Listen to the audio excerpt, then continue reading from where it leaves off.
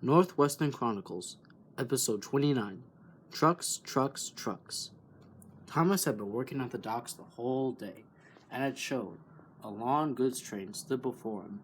Henry was set to pull it around Sodor the entire day that day. Richard Hatt, the manager of the docks, oversaw the train. Yes, this train is set to go across the entire island to deliver goods to key points across my father's railway. Wow, said Thomas, and to think that this whole train could power an entire day. Well, even so, it's crucial that we get this train to its locations on time, which is why I've assigned Henry to this job, one of the finest engines on the railway. Oh, thank you, sir, said Henry. I appreciate it. And thanks to you, too, as well, Thomas and Salty, for helping shunt this train. Just doing what we do best here, said Salty. Indeed, said Thomas. Well, Henry, you better get started. Indeed. Henry, you could go. Henry immediately started off with the train. It was indeed very long, with plenty of troublesome trucks, some of the worst on the railway. But Henry felt he could manage this, and so did the manager at the docks.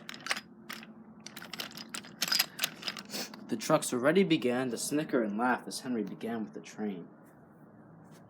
Henry didn't mind, though. He had more than enough experience with trucks. He slowly crept along the line.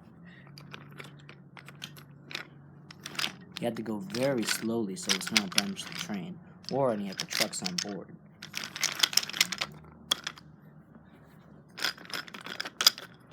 Henry soon approached the quarry and passed through it.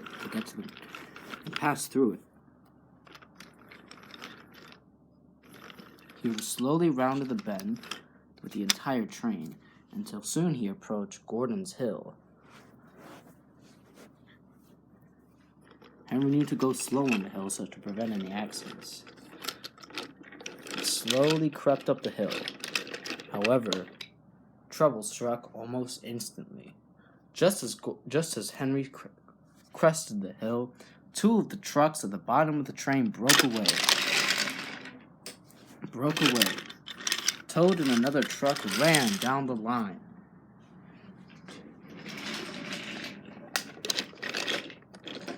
Meanwhile, two other trucks, Scruffy and Fred, were also coupled loosely to Rickety up ahead. Henry had no idea about this, however, and continued down the line. Despite this, Scruffy and Fred broke away too. They raced across the station. Meanwhile, the truck and Toad went up the viaduct and zoomed through.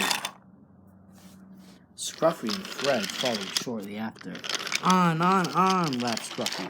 They were having the time of their lives, until they went up the viaduct too fast, and the momentum of Scruffy carried the two trucks down. They rushed through the quarry and under the Boulder Mountain.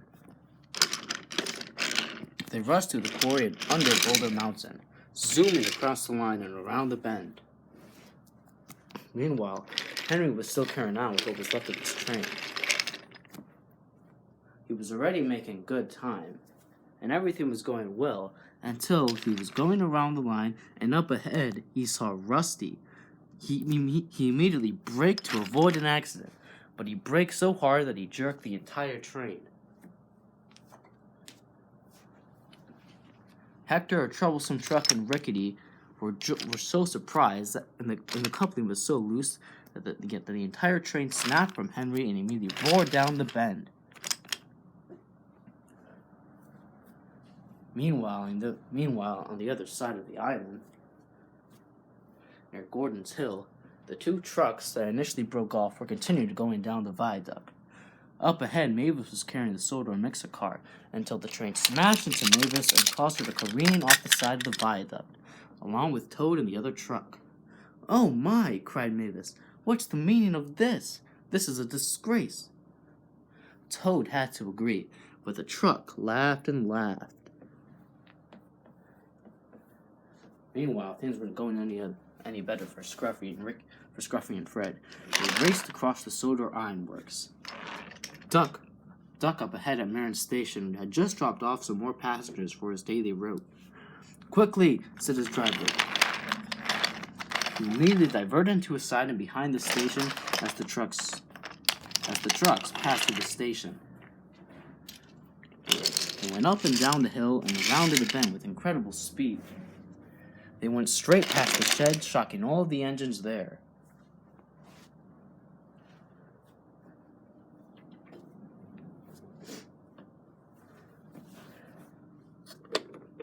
Meanwhile, at Knapford Station, Henry had managed to avoid crashing into Rusty, but Sir Topham Hatt was very concerned with the news.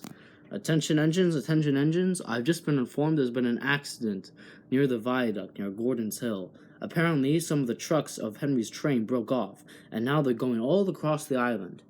Oh dear, said James, that doesn't sound good at all. What if they come here?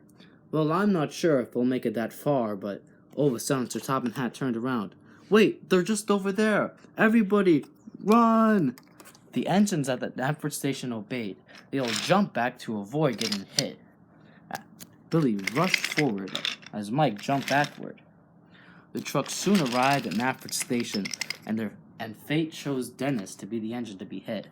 He ran back to the back of the bridge, but it was no use. The trucks continued down the line and smashed into Dennis, breaking the buffers with him. It was a disaster, and Dennis lay on his side. Thankfully, nobody else was hurt, but Hector and the other trucks looked incredibly damaged. We need to cancel all the trains, ordered Sir Topham Hatt. Cancel all the trains! Just ahead, there was a splintering crash. All the engines looked ahead.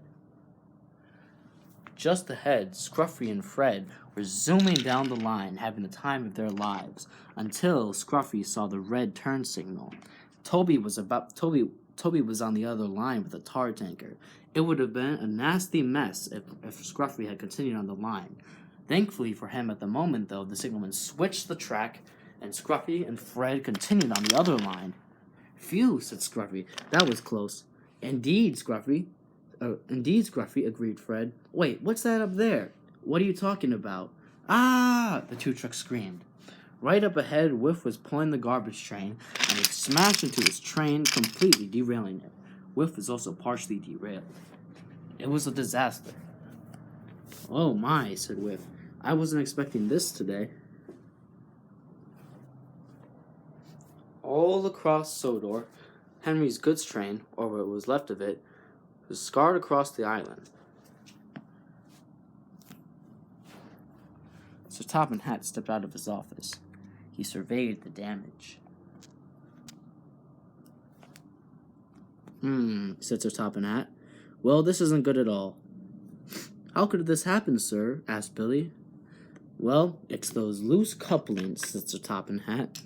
I tried to cut some corners and save some money this winter by not paying for the full price, but I guess this is a different price to pay for. Oh, groaned Hector. I don't feel so good. And neither do any of the trucks, it seems. Well, not to worry, said Sir Topham Hatt. Obviously, we could cover all the damages, but this accident sure is a big one. Well, I guess it's another case of the trucks causing foolishness. Indeed, said Sir Topham Hatt. The trucks have struck again. And all the engines at Tim's sheds had to agree.